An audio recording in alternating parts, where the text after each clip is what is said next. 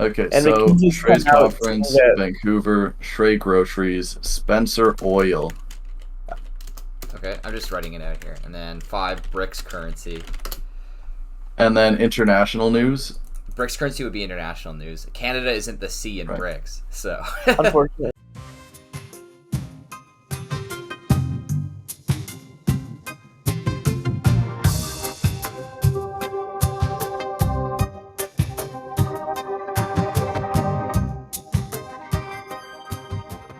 All right. I've already been recording, but we didn't say anything funny. Oh. So, Yeah, literally just planning. They can Yeah. get the itinerary going. so Oh. why don't we get started with Shrey? You're in a different time zone than normal.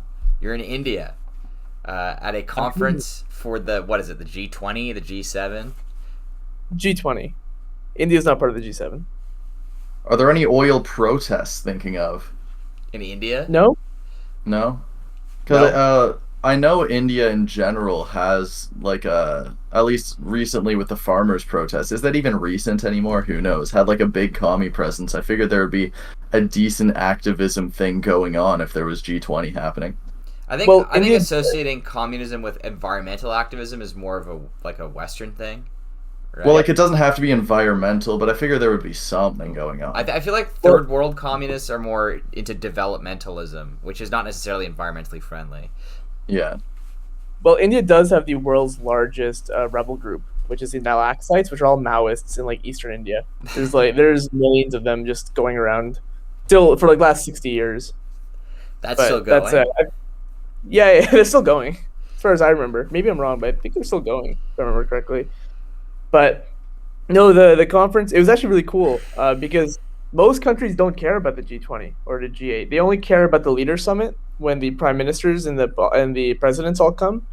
But Yeah. this country is obsessed with the G20. Like all over the capital city, there's a G20. When I got to Delhi, there was a special counter for only G20 delegates, which I got to use, which is cool. It's everywhere.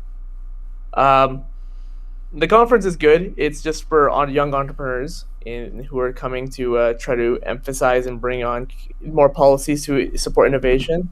The issue is all these South Asian entrepreneurs are just like fourth generation, sixth generation wealthy conglomerate owning families. Yeah, you said And there's like you sent a picture that was like, yeah, my family produces the most tobacco of any company in India for the last over 150 years. That's crazy. That's like literally that's aristocracy. That's beyond old money. Well, I mean, being Theory Night in Canada, maybe we'll come back to this whole entrepreneurship as a change making in our first episode of actual Theory Night. like my group chat where there's all the people coming in is just a big dick measuring contest of who is the most bourgeoisie person. Like every person here is their company is at least in like 6 different industries, which makes no sense if you're a young entrepreneur, unless you're not really a young entrepreneur. Yeah, entrepreneur is usually like a propaganda term for new money, right? Yeah. It means like someone who had a startup or something. Like there's this one guy who says he's really passionate about bricks, and his family's been doing bricks for 3 generations now, and they're the biggest brick producing company in India or wherever. Isn't the Holy brick moly. industry where like a huge nexus for slave trading in India and Pakistan? Now you're starting to understand why I'm so. Here's one. Greetings to all G20 delegates. I'm not going to say his name, but Yeah. we're into diversified businesses. We have the polymers industry for this region of India, imports of raw polymer from around the world, logistic and warehousing, real estate projects, limestone mining, Ah, and young entrepreneur. Of course he is. young entrepreneur.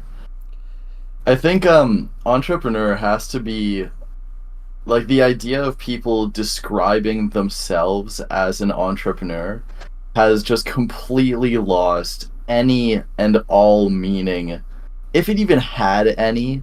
Like it's a worthless statement. It's like, hey, I'm trying to build something.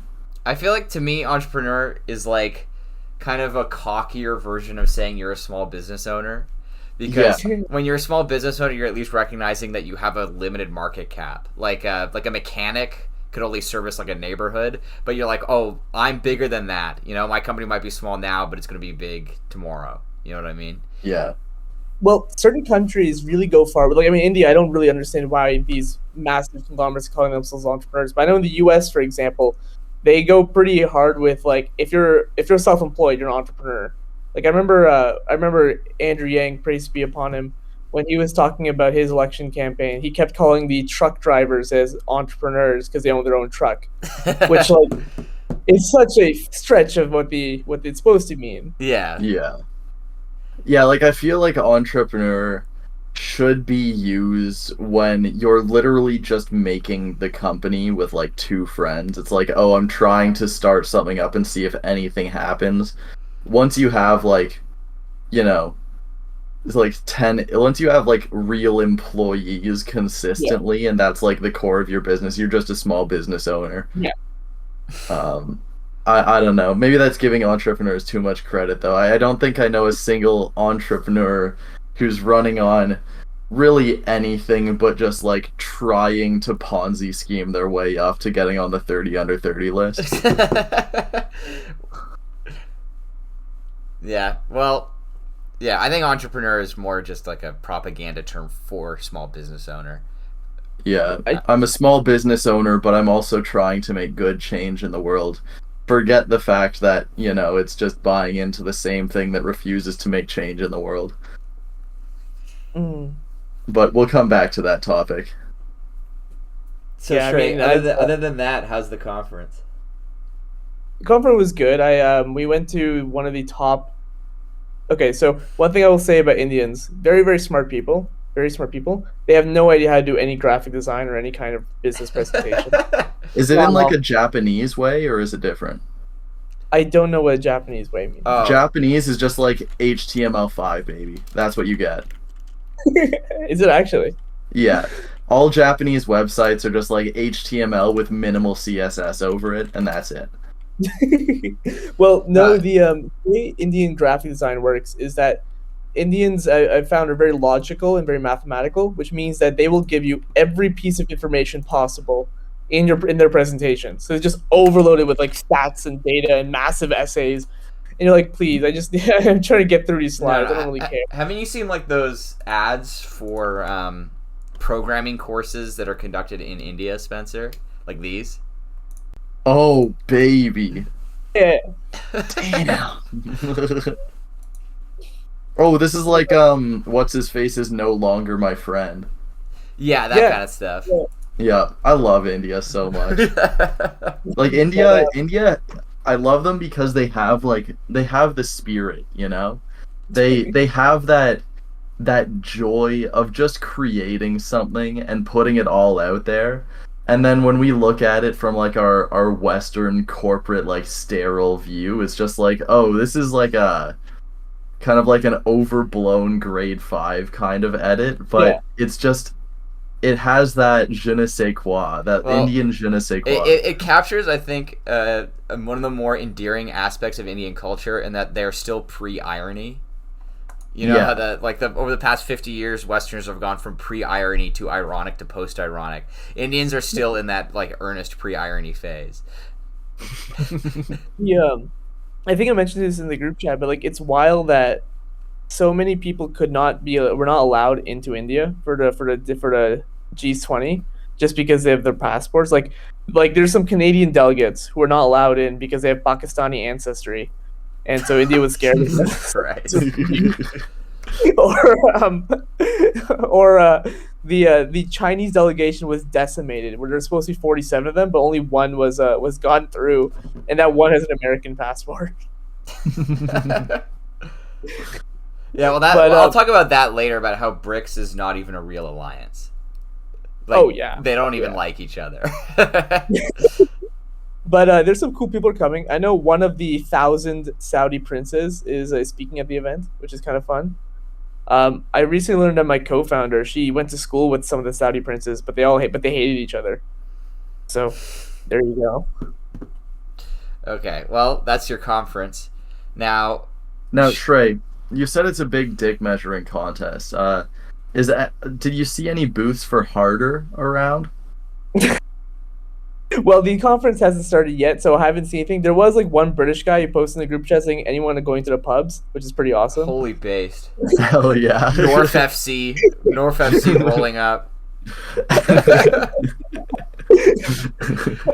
And then there was the Japanese like hot girl PR firm where they just like rent out hot girls or something like Yo, that. send a link. You think that British guy would be like in heaven? You know, there's so much like curry around. They love curry, so stick that guy up in an Indian pub and he'll never leave. Well, I think the British like invented half the popular Indian food, which is pretty upsetting. Well, just tikka masala.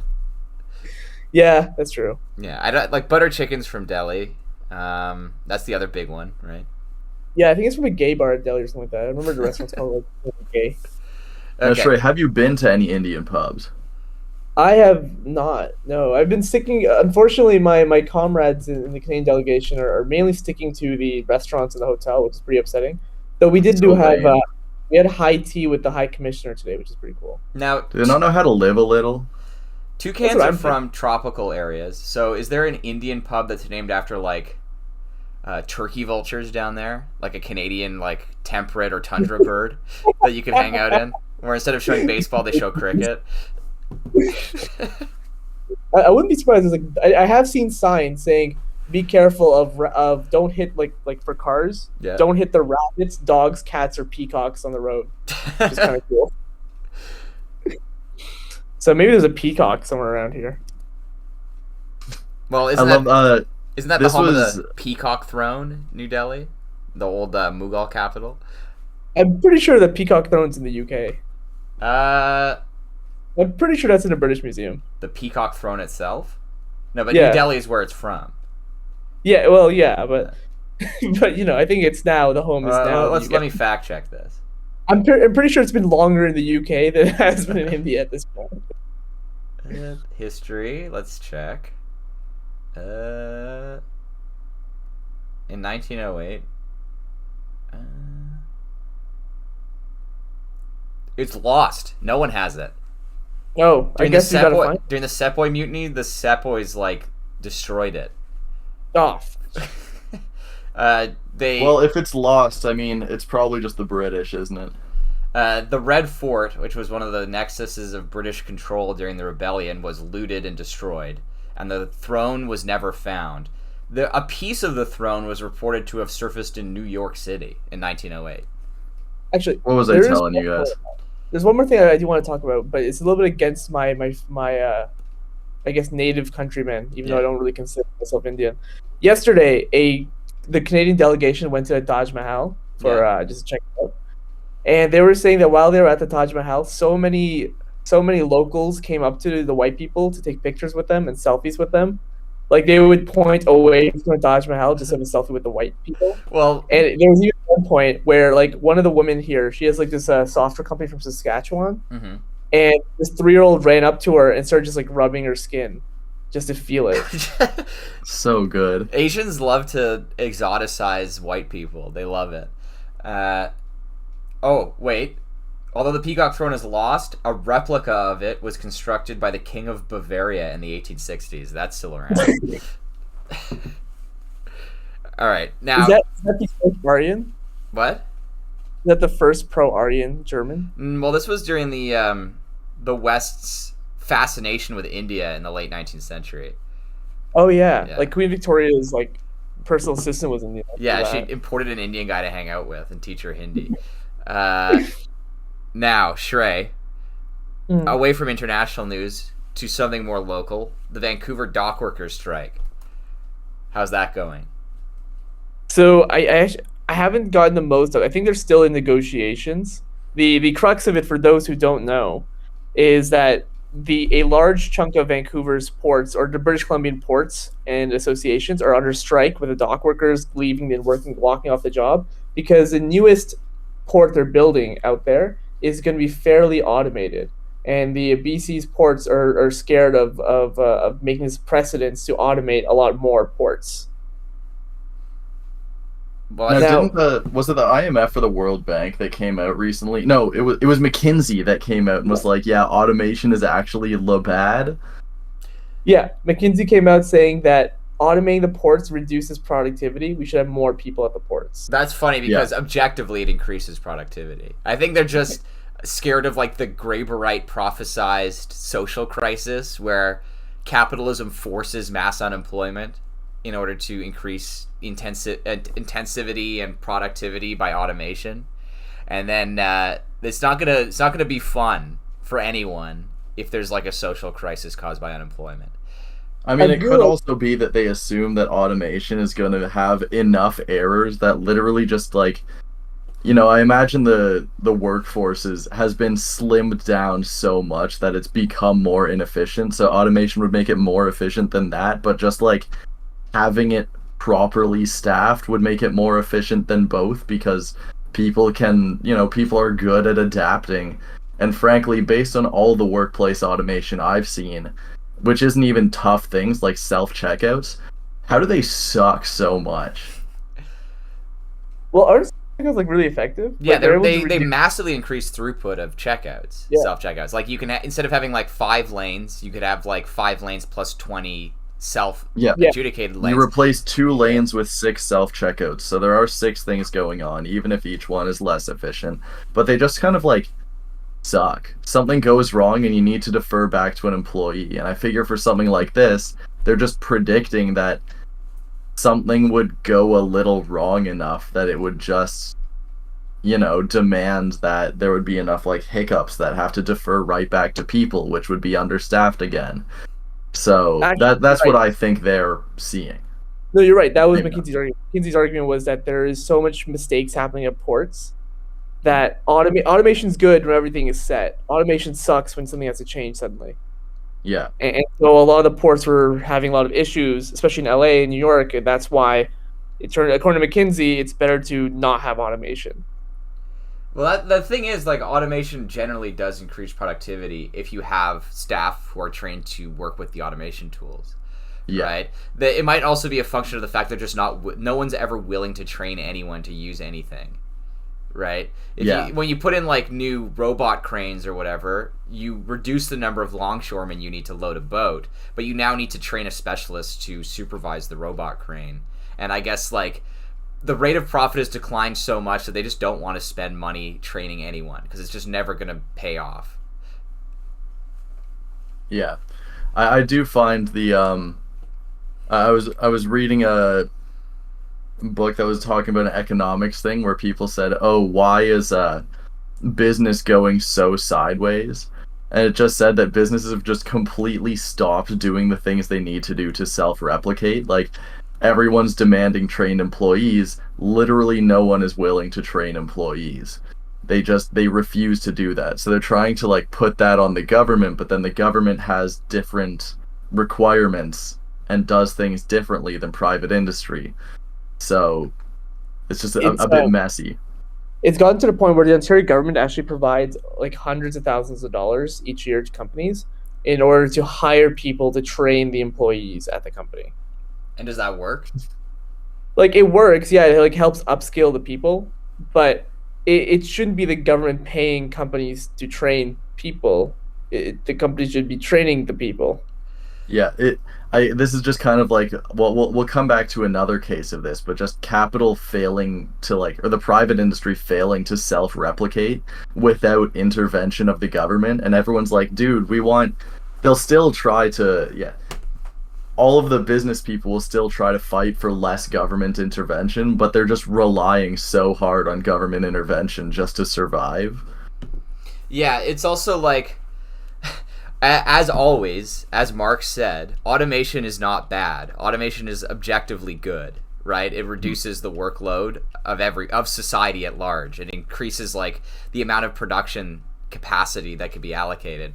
But under capitalism, they're literally trying to stop this automation from going forward from the labor side because they're going to all become immiserated and lose their jobs, and from the capital side because it's going to be expensive to automate. They'd have to train people. It could cause problems. We're literally seeing this system, which is supposed to aid innovation, and that's like one of its fundamental arguments over its alternatives, hamstring innovation in the name of preserving the system instead of letting it, be replaced by something better. Everything short term over long term. Yeah. All right.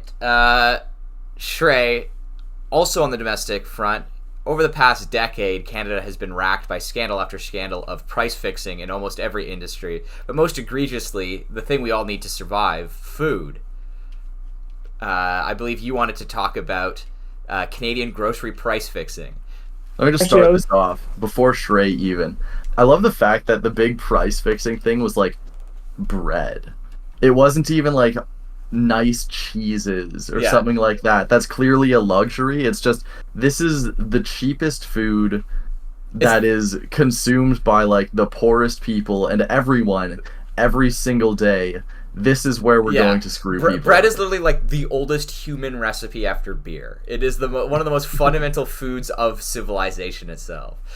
Yeah. So there's two parts. There's two parts I want to talk about. One was the fact that bread was price fixed. Now, the crux of the story, or the overarching story, was that back, I think it was around 2016, I want to say, there was an American company called McKinsey that helped Canada Bread, which is one of the biggest bread company in Canada, along with Loblaw, the other big bread company in Canada, collude on pricing to help make pricing much more expensive for the average consumer. Why we know about this entire situation is because at the very last minute, Loblaw decided to leak all the information and all the news to the public. Therefore, Loblaw's the good guys. And so Loblaw got impacted not at all. They didn't get any single fines. They didn't get anything. They're put under protection. Canada Bread, on the other hand, got fined. There was a whole investigation, and everything kind of went bad for Canada Bread because Loblaw just kind of tattled on them. Now, do you know who the McKinsey caseworker was who was supervising this bread fixing scandal? It was I think it was some famous transport guy, some like shorter gentleman. That's right, folks. Everyone's favorite American presidential candidate, Pete Buttigieg, was the McKinsey consultant in charge of the bread fixing scandal in Canada. No way. Yeah, that was his big. He was his big claim to fame is he can speak 7 languages.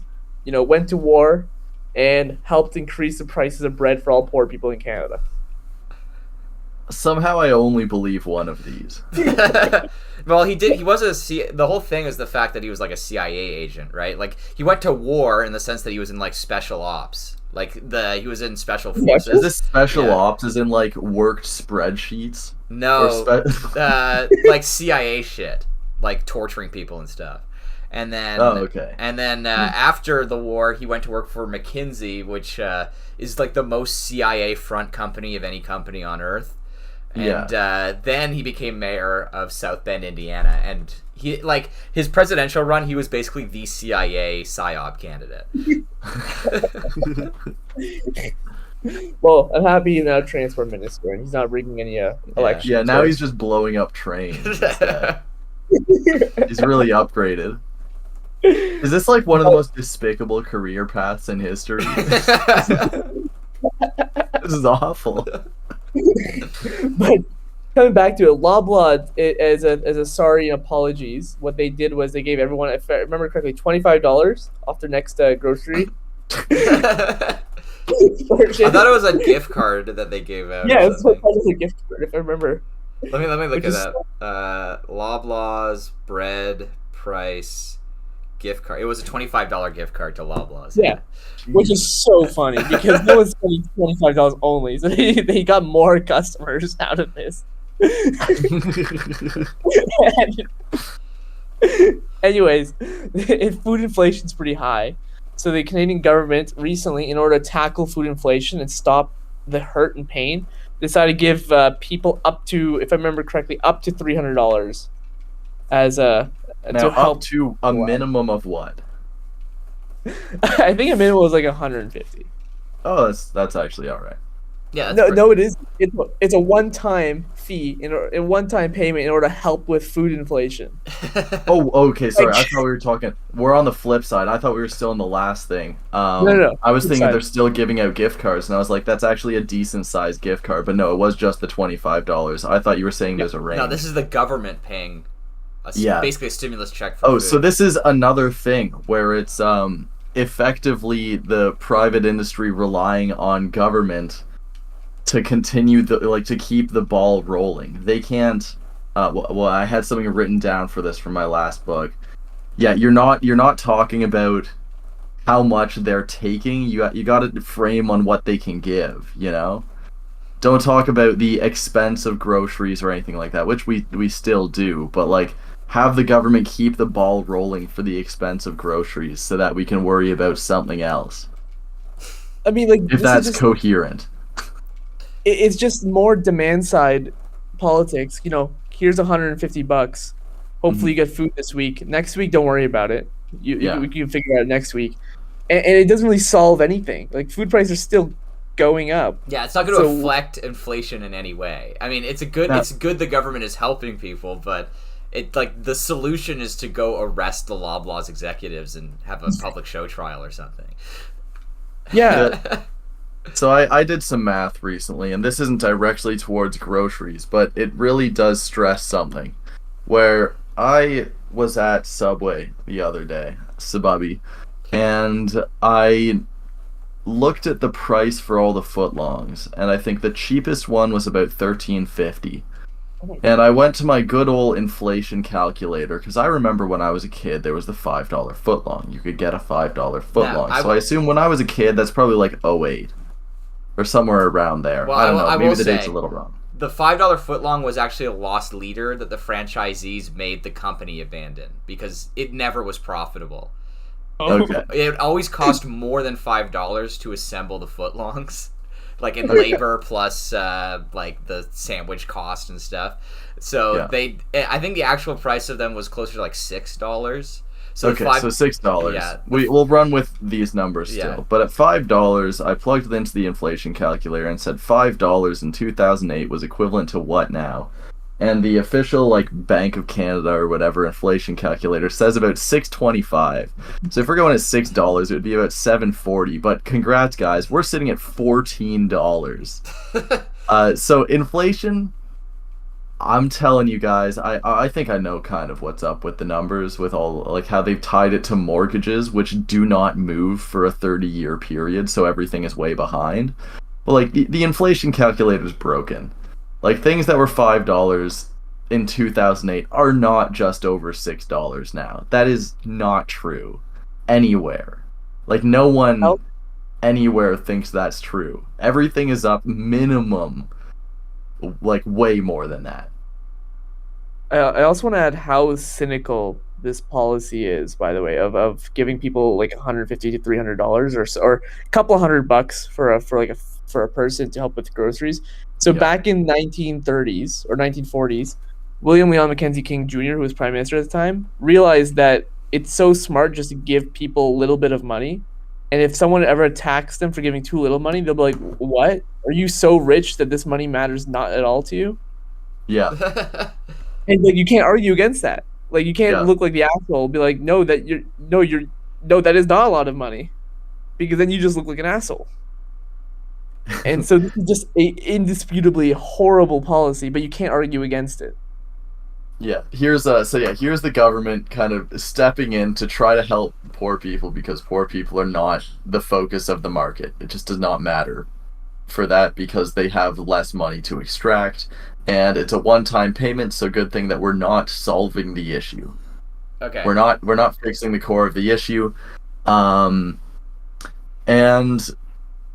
what was it? Yeah, that's the main points I had. So I looked it up.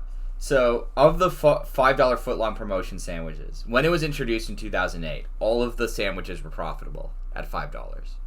When the promotion was introduced in 2008, it was profitable. So 2008 was actually a bang-on number for me. They very rapidly, the margins were so thin that rapidly most of the sandwiches became unprofitable, and by 2017, only the cheapest sandwich to make, the turkey sandwich, remained profitable at $5. Wait, that shit was going until 2017? Yeah. Although I thought that shit was done in like 2010. Do you guys remember the meme about the 11-inch foot long?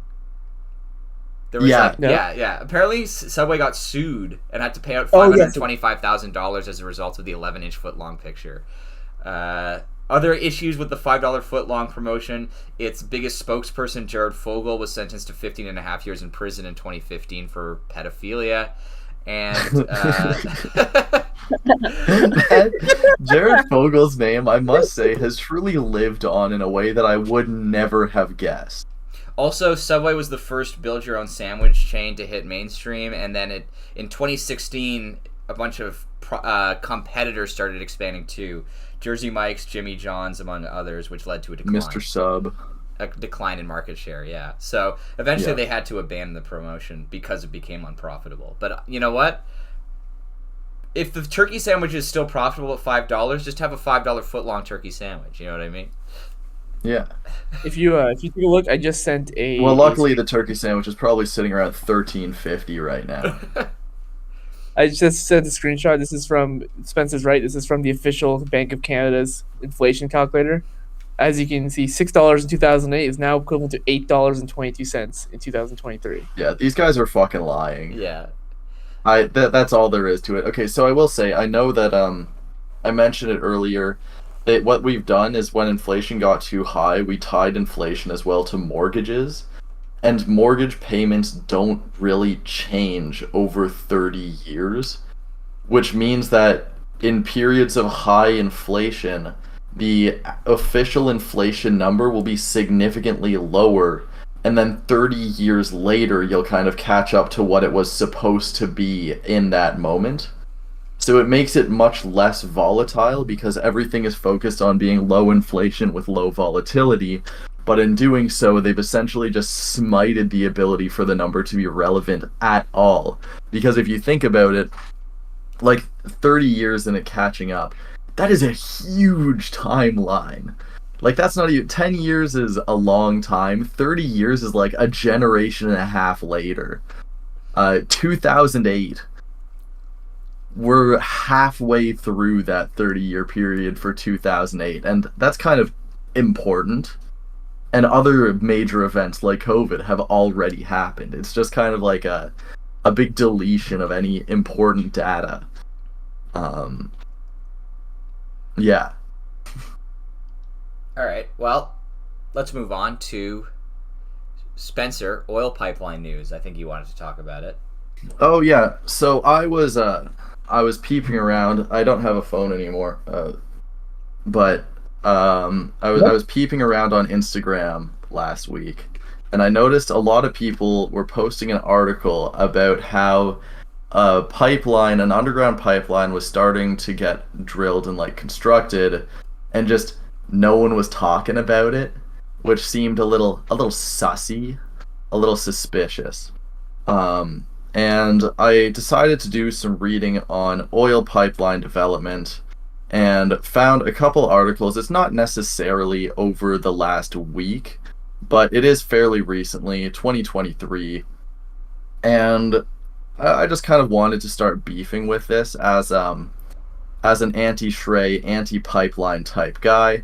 I'm coming from the perspective of, a couple things. One, oil pipelines are incredibly expensive and take a long time to pay themselves off. And in theory, the whole world right now is working towards divesting from oil, which should not be good in terms of paying itself back. Two, if the world is supposed to be divesting from oil in order to like help with climate change, congrats. We're just getting one more because we're making too much oil and we need to keep making more oil somehow. So that's also a little sussy. For the whole economic argument of just like, oh, it will be good for the economy. Sure, but you know what isn't good for the economy? Environmental collapse. So that's really bad for the economy, and that's going to happen if we keep on pumping out oil like we keep doing. Now you're So just baiting. there's a few beefs on my end with that. Um, Now you're so just it's baiting. a Trans Mountain expansion, and here's one great article that I said, and it's from CBC, and it just says we likely won't need any more big oil pipelines. And I read through it and I found a couple quotes. And one is after 12 months of upheaval in the energy industry, some of the top oil patch executives are expressing doubt about how quickly the world will transition away from oil fuels. Now, now read this as the people who stand to profit the most from oil believe that oil will continue to be a major route of getting profits. The people who are in charge of that decision think that they can, they can make that decision, and they are making that decision to keep making more oil. And uh, here's one of my favorite little tidbits in here. Uh, Quote one being, the issue of how we best move towards low carbon energy systems is one that seems to be getting reframed, said Chevron chief executive Mike Wirth to attendees. Affordability and energy security actually do matter, and so I think the discussion is moving towards a more balanced state. And this is a very, how do I say, sanitized way of saying we do think that investing more into oil will continue to be profitable for us in the long run. And we don't believe that climate activism is going to have any notable effect on our ability to extract profits from further development of oil. Let me find my other one. And yeah, essentially they said, oh, to make it more equitable and all of that, we'll make sure that indigenous people are stakeholders in the oil pipeline. It's just like, okay, they, I guess I'm not the indigenous hive mind. And I doubt there isn't, there isn't an indigenous hive mind. I'm sure there's people split on this. But I do consistently read about there being indigenous protesters that just keep getting arrested constantly. I do know that private security firms are selling weapons to the police and giving them targets that the police then go forward to arrest in order to keep building pipelines. I don't think that was this pipeline in specific, but it was happening at another pipeline. So that's a little sussy, a little sus, a little suspicious. And it also kind of frames it as, instead of it being, oh, a pipeline, like us building a pipeline versus is it sovereignty of indigenous land? Is that the right word there? I guess. It's just like, oh, how about we all just build the pipelines all together, as long as you don't question the building of the pipelines. Now, I see Shrey beefing so much throughout this rant. I'll give you a second to speak in a bit. I'm just still in my rant mode. And what was it? I have my last big paragraph that I copied from the article. Even without new oil export pipelines proposed again in the country, experts say there will still be conflict over the continued operation of existing oil infrastructure, as well as the development of new natural gas, carbon dioxide, and hydrogen pipelines. Now this is where it gets spicy. The construction of new electricity transmission lines will cause similar controversy, Hoberg said. They are pipelines for electrons, and they have the same features as an oil pipeline in the sense that they are long, linear infrastructure. Bro, fucking what? Before Shrey rebuts, I will say it is a bit of a red herring to frame it as a indigenous rights issue, I think. Yeah. The pipeline thing. I mean, besides the fact that, like, it is hard, I guess it is difficult to cut a straight line from the oil sands to the coast that doesn't cut through indigenous territory, but also indigenous territories and reserves are much more split on the issue of pipeline construction than I think people assume. I think people assign to natives kind of this exoticizing environmentalist image that they're in tune with the land or something, when many of them are, or at least the majority of them may be motivated by self-interest, the same as any other human group on the planet, right? I think the Wet'suwet'en protest was a a good example because the anti-pipeline side got a lot of airtime for justified reasons, but also like the Wet'suwet'en actual internal division was pretty even on pro versus anti-pipeline, with a lot of like Wet'suwet'en people wanting the pipeline because they would get money from it. And yeah. So Shrey, did you have any comments? Yeah, Shrey, I'll give you a few minutes. a couple of things here. First, before I say anything, it's so important to highlight. It's not a pipeline can't be built without the indigenous people accepting it, going through it. If the indigenous people don't accept it, there's no discussion, right? There's no point. It's exactly what Bennett said. If you look at the, it's pretty easy to actually see which indigenous people are supportive of it. You just look for the Albertan ones; those ones support it. The British Columbian ones against it. It's like the rough split. There are indigenous-owned pipelines going, or they're trying to go through. I think the big one is Eagle Spirit, which is in Alberta, going to, I believe, the Yukon. But regardless, Bennett's completely correct. Indigenous is a red herring if you go down that route. Yeah. I figured it would be more split, but it. How do I say? I was more just the idea that I didn't see much questioning the pipeline itself, but more just making the pipeline equitable was where I was trying to make my focus there, and saying like, oh, we have diverse stakeholders, therefore it's better, as a way to detract from, more of the climate argument, which I didn't see much of it. I see what you mean. In that case, they obviously like... diversity will be cynically employed, as will racism by capital. Yeah. Right? I mean, capitalism basically invented scientific racism, but they also invented the diversity industry. Right? They'll use either or both at the same time to their advantage. Mm-hmm. Now, when it comes to the second something goes wrong with a protester, that shit's making headlines. But like, you also know that if there are protests, that the private contractors for private policing will just like shoot people, and it will be like a 3rd-page story.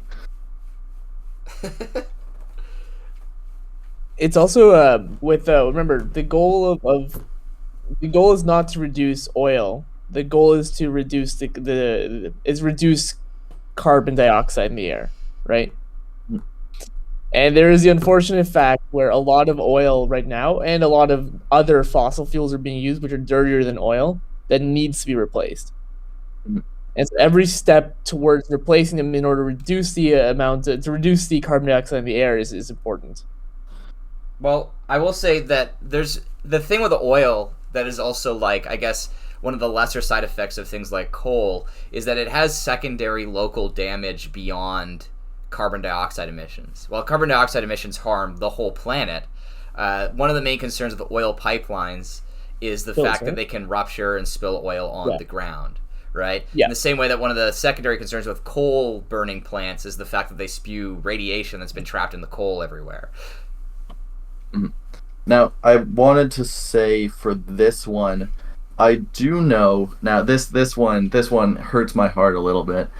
Pipelines are technically safer than trains as they operate right now, and much safer than truck transport, which is much safer than truck transport. Yeah. So that's kind of one big, I guess, for the pipeline argument.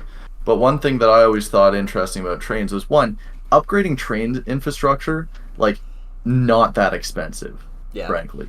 Like, in terms of construction cost, it is pretty frickin' cheap for what it manages to do. But also, like... And another thing about train infrastructure is that, like I said, pipelines are massively expensive. They take a long time to pay themselves off, even though, like, the, profits are still pretty solid, but they're still a huge expense. And my thought with trains was, upgrade train infrastructure, have extra measures to make sure this shit is as safe as possible using the same money that would go to a pipeline. And then what also happens is, if we manage to divest from oil on the kind of like demand side, let's say we move towards having less cars in city, move towards having better public transit infrastructure, then you're able to more dynamically like instead of having that expense that needs to be paid back, you're able to more dynamically allocate resources towards like, oh, we just need less oil cars going at this point. But then again, I don't know how safe you can make oil trains. Well, the issue with oil trains is they're less safe than pipelines, but they're still much more safe than oil trucks.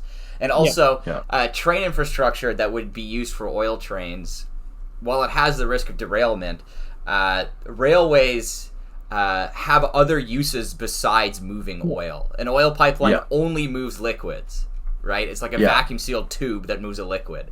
Whereas if you build train infrastructure to move oil a long distance, those rails can be used to transport also food and passengers and all this other stuff that we already use trains for that isn't pipelines.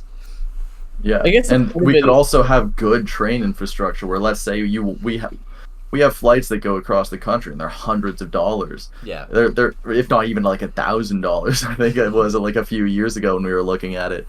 And if we upgraded the train infrastructure, we could get high-speed rail, stuff like that, going across the country, and it could be a very inexpensive way for people to travel all over the country and get to experience Canada, which I want desperately in this country. Now, this might be a mental block, but I'm always growing up in the Lac Magnetique era always made me scared. If what would have happened if Lac Magnetique was in Vancouver or Montreal or Edmonton instead of, Is this an oil train explosion? This was the train derailment explosion that killed 40 people in 2013. Yeah. And that always, like, what would have happened if it was an oil car in Vancouver? Yeah. Or an oil car in Edmonton?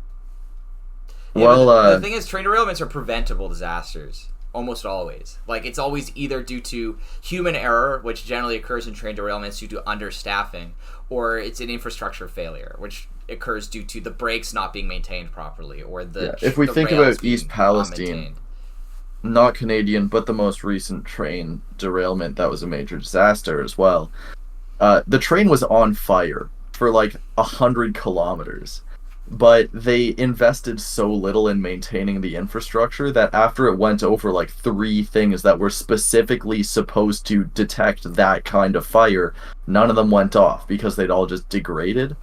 So if we did have like modern and good train infrastructure that we actually did invest in maintaining, train derailments would be extremely rare. And as well, trains move slowly in cities, which makes it near impossible for a train to actually derail. Like, think about subways going through Toronto.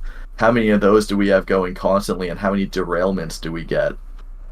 We have some issues, but like very rarely do trains derail. I think they happen in Ottawa, which again was because of public-private partnerships that just built shit wrong. And they forgot to test. Yeah. All right. Well, I think we've discussed this exhaustively. Let's talk about international news. Fantastic. Exhaustively. So everyone hates American hegemony, but no one ever wants to do anything about it, except for the BRICS organization. That's Brazil, Russia, India, China, South Africa.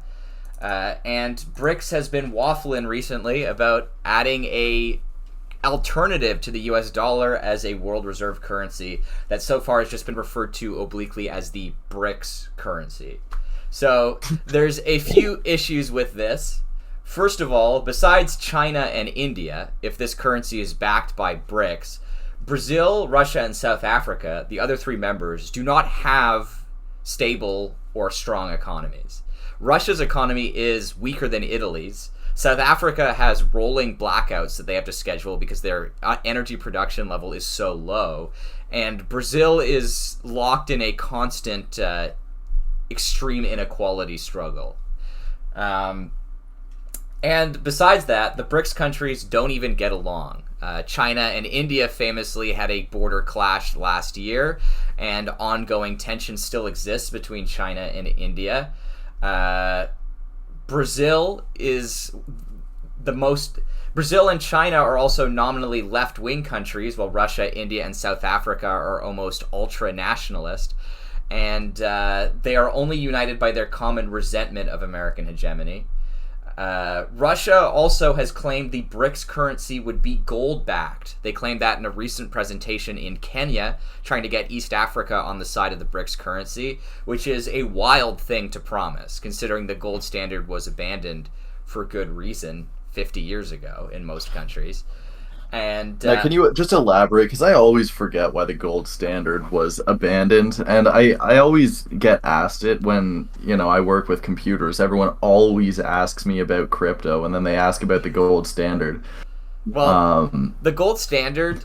So the point of the gold standard was that gold as a commodity didn't really have much use outside of value storage. So when you have a money commodity like gold, what you essentially do is you're designating it as a commodity to take out of circulation to exist as money storage, right? So you obviously can't set like cloth as the backer of money because we need cloth to actually be used in production, right? Yeah. But gold doesn't actually do anything other than exist as value storage. That was until the 60s and 70s when gold's existence as a conductor made it actually a very valuable industrial commodity. So it needed to be in circulation. That was one problem. Gold as it exists now, only some of it is used as value storage like jewelry or status symbols. But a lot of gold actually is necessary for commodity circulation. It needs to exist in integrated circuits and stuff like that. So removing gold from circulation to exist as the backer of money would remove a valuable industrial commodity from circulation. The other issue is the past 20 years have shown the value of sovereign currency control. Countries that do not have control over their own currency, like Italy and Greece, have been at the mercy of stronger countries that do control their currency. Like Italy and Greece were unable to escape the recession quickly because they did not have control over the euro. So Germany and France were able to control euro printing, which hamstrung Greece's and Italy's recovery from the 2008 financial crisis. We should do a dive in on Greece at some point because there's a lot of IMF sussery over there. But the issue with fiat versus gold for gold-backed currency is that when you have a gold-backed currency, you're pegging currency value to the value of gold, as opposed to something the government has strict control over, where the government can control how much money is in circulation at any one time. With gold-valued currency, you're effectively pegging the amount of money that's in circulation to the amount of gold that exists in reserve. And then if there's a sudden depletion of gold, then you hit a deflationary crisis. Mm-hmm. So it's like the gold standard was essentially abandoned not only because gold is now useful and it didn't used to be useful, but also because it makes the currency less stable and less controllable. But so what we should do is make a currency backed on stolen historical artifacts. Russia claimed that the BRICS currency would be gold-backed, which is a very alarming thing to say in the 21st century. Russia also seems to be heavily pushing the currency while everyone else drags their feet. Recently, India announced if there was a BRICS currency, they would not embrace it, which is a problem considering they are the I in BRICS. And I guess as well, Russia not really in the hottest spot right now. It would make sense that they really want a currency that's a little more diversified. That they might be in a winning spot with that. Yeah, they got blacklisted from the SWIFT banking transfer system, which means that if they were able to set up their own reserve currency, they would be able to set up something that doesn't rely on the US dollar like SWIFT. Yeah, so that's the look at my challenging American hegemony, dog. I ain't never escaping the American empire. So is BRICS dead then? I mean, BRICS ever alive? BRICS is still alive, of course. I mean, there will always be countries disgruntled by American hegemony, and those countries will always have common cause. The issue is these countries have their own internal conflicts with each other. Yeah. There's the idea of a BRICS currency releasing in 2024 is fantasy until they're able to work out the current alarming kinks in the system. India needs to work on its relationship with China. Russia needs to stop invading Ukraine. Do a lot. Yeah. Yeah. Russia needs to. Where does the list start? Yeah. until the BRICS countries get their shit together, the idea of a BRICS currency isn't really a realistic challenge to the US dollar. So I guess China is a country that generally kind of sticks to its own dealings for the most part. Yeah. Do they seem to have a greater commitment to BRICS, or is it just kind of something around for them? Well, China has a lot to gain from breaking the US dollar, right? Yeah. But the thing is, like, I think they would like to replace the US dollar with yuan, not just something they have to share currency control of with Russia and India. Yeah. The China's kind of inward facing mentality, which has existed in that country for a long time, means that the idea of them sharing currency sovereignty with anyone seems a little bit fantastical. Now, there is a third group which is more likely to break the American hegemony, right? And that's the EU. Yes, the EU actually also presents a kind of a wild card challenge. The thing is, like, the EU countries have shown with the Ukraine crisis that they don't really want to break US hegemony. Like, they've been pretty much groveling at the feet of the United States out of fear of Russia, even as the United States does stuff like blow up Nord Stream. And potentially a power plant recently. Yeah. Yeah, like the EU has shown that when push comes to shove, they want the US to defend them. They want the US in charge. I'm going to interview all the French, British, Italian, and all the other European G20 people tomorrow, or day after tomorrow, and see which way they land. Well, I will say French people especially will grumble and moan about how much they hate American hegemony, but I mean, they certainly don't seem willing to abandon it anytime soon, especially because that would mean reinvesting in a lot of the decayed European armies that have allowed to kind of whittle down as in the post-war years. Yeah, their states are already more, like, a lot of them seem completely unable to support a lot of their own infrastructure, let alone if they actually started to need to have an army on top of it. Yeah. I think it would be one of those things where it's like, damn, we neoliberaled a little too hard. Yeah. As far as I know, only Britain and France have maintained their, like, Marshall Plan era military investments. Wow. Yeah, fair enough. I mean, I'm trying to think, like, I mean, Germany can't. They're not allowed to. And Britain and France only did because they still hold empires, effectively. Like, Britain needs a large navy because it has far-flung overseas territories, and France needs a strong army because they still kind of control West Africa. Don't the Polish, like, have a massive army? Yeah, that's Russia-facing, I guess. Yeah, but yeah, like Poland's a big one. Yeah, Poland recently reinvested in tanks. Like, they bought a bunch from the US and Germany. But Germany, despite being a major producer of tanks, doesn't actually have a huge army. Well, they can't, I thought. I don't think they're treaty restricted anymore. They just voluntarily don't have a big army. Are you sure? I thought it was because of the treaty. No, I'm pretty sure America's allies are just allowed to leave those treaties. Like, Japan withdrew from its post-war treaties a few years ago. So Japan is once again able to build a large army and navy and deploy it overseas if they see fit. But that's because I think Japan is so close to China that the US is willing to let them just rebuild their depleted forces. So according to viatravelers.com, I don't know how accurate this place is, but Germany's allowed to establish an armed forces solely for defense. Is that in their constitution or because the United States has said that? I don't know. Because a lot of countries now have in their constitution that their army can only be used for self-defense, but that's not because of treaty obligations. I mean, yeah, self-defense is also pretty vaguely defined. Mm-hmm. That's true. Didn't Russia attack Ukraine for self-defense? Yeah. Yeah.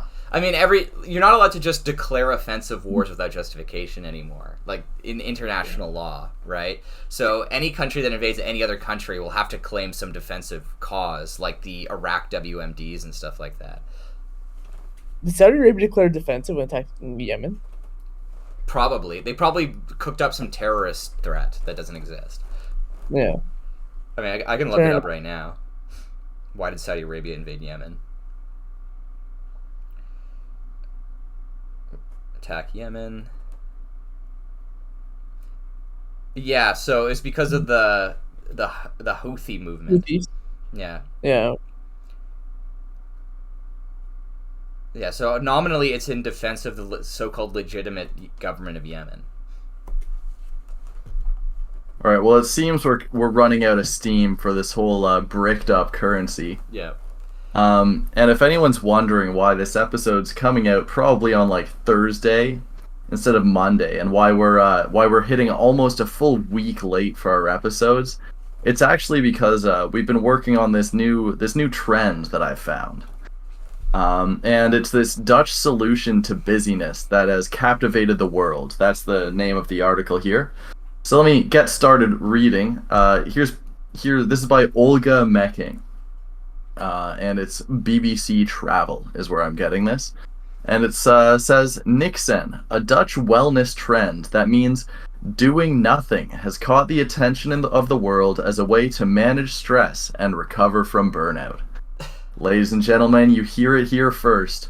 This article came out in May. So you're hearing it here probably like 7th or 8th. We've reinvented taking a break. We've reinvented doing nothing. We've reinvented just chilling, just having a good time for a couple of hours. No, we didn't. The Dutch did. No, I will say, this is the most like Central European shit I ever heard. You'll talk to a Central European person, and they'll be like, yeah, you might not have this in your country, but we do this thing where we take a break. When you take your break, what do you do? Nothing. It's just like... Yes, we have a word for it. It's called taking a break, and they just shove all three of those together. It's like, yeah, we got a word for that too. Yeah. Take a break-in. Yeah. Talking break-in. Yeah. Oh dang! There's even more great articles linked to this. But yeah, essentially, they say they define it as doing nothing without a purpose. So you don't need to be doing nothing for your productivity, as the West would 100% do, or at least in the States. You're just hanging out. You're just vibing. You're having a good time. Not scrolling on Facebook. Not doing meditation. Just being present in the moment. It's about carving out time just to exist and just to be. Which is honestly, like I said, I don't have a phone right now. Someone accidentally seemed to have borrowed it without asking last night. And I did notice today, I managed to, when I was sitting down, I would just look at a wall. And I guess this is what I was doing. I was doing nothing without a purpose. And it was pretty peaceful. My life feels a little more slowed down. I'm a little more satisfied, though I'm only one day in. Maybe Dutch people have been doing this for years. This feels more like a Mediterranean thing than a Northern European thing, you know? Well, I mean, Dutch, they got a lot of flowers. So, maybe they just wander out into a field and they just get to look at the flowers for a while, which I imagine must be nice. I think it's the Dutch, along with the English, invented capitalism 400 years ago, and they've been nonstop grinding. And they just, one of them accidentally fell asleep on the job and realized that you can take breaks. So they're rediscovering... Yeah, someone probably fell asleep on the job every day for a week straight and then realized that no one cared. Yeah. They've rediscovered the ancient Spanish tradition of taking a siesta. Honestly, we should bring siesta culture here, you know? It would be awesome to take a nap just in the middle of the day. Like, nothing is allowed to be open from the hours of 2 p.m. to 3 p.m. Well, yeah, this is why I say we need to find some way to, in some form, bring back what Sunday used to be. Where it used to be, Sunday no businesses were open. You'd just hang out on Sundays. You would just be chilling. You'd be Nixoning, I guess. And now, Sunday comes and you have to be on your side hustle. It's the weekend. You're not working your 9 to 5. You got to be on that extra grind. Well, maybe those anti-secularists who wanted to maintain the Sabbath day were right then. Yeah. Oh, I found something. Fellas, whoever wrote this article managed to go ahead and immediately ruin it. As I scroll to the last leg of the article, and they say, Paradoxically, Nixon can also make us more productive. Oh, hell nah. Simply because simply because breaks allow our brain to rest and come back with better focus and sustained attention. Here we are again. You're not allowed to just exist. You need to be a vessel for productivity. I'm Yeah, why not just be allowed to do nothing because you're just hanging out? Why does it have to be for productivity? This is like the nap version of that LSD microdosing trend that programmers used to do. Yeah. The LSD microdosing to be more productive at work was a wild phase. I guess now we're trying to do it again, but for shrooms, I think it is. I think the LSD microdosing thing died off because the people pushing it realized, like, wait, this is insane. This is going to make people question what the fuck we're doing. Yeah. Or maybe people just started taking too much and just started hallucinating at work. Where they were just like, oh, a little bit helped me, so I'll do more and it will clearly help. And they just started, like, tweaking. And, like, computers aren't good on LSD, I have to imagine.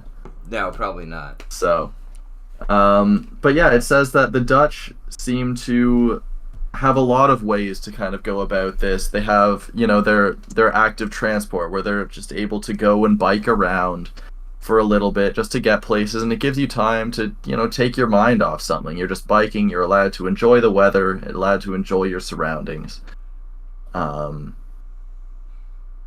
Holy shit.